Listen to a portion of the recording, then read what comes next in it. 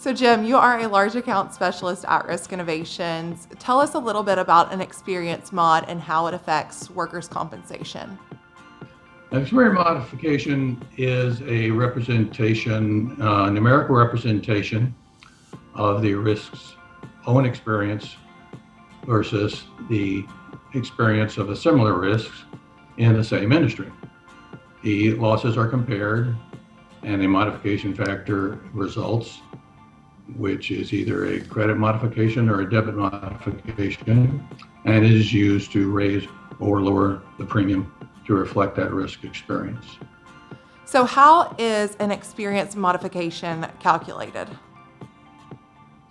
Yeah, the experience modification calculation is done by NCCI or an independent state bureau, and it utilizes information submitted to them by the carriers writing the risk. They take a look at the actual losses versus the expected losses and arrive at the modification, as I mentioned earlier. And this calculation is done once a year using a period of 3 years loss experience prior to the current in-force year. Insurers that have large losses are not penalized as much as risks that have an accumulation of small losses. So severity does not hurt as much as frequency does. Also included in the calculation are subjects such as primary losses and excess losses. I won't get into all the mind-numbing math that's involved there, but basically the calculation is, as I stated earlier, comparing industry-wide average expected losses with the individual risk actual losses to come up with the modification. So you've mentioned a debit mod and a credit mod. Can you sort of explain how those affect work comp premiums?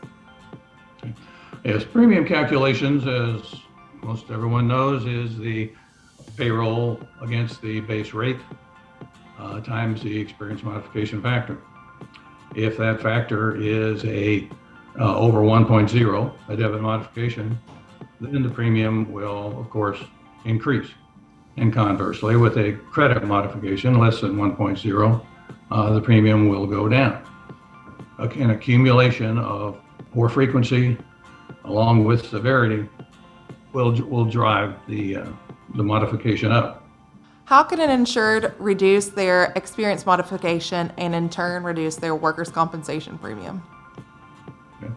Well, since the experience modification that an insured generates influences their premium either upwards or downwards, the amount of attention they pay to their safety programs, loss control programs, return to work programs, etc., will affect the amount of premium they pay.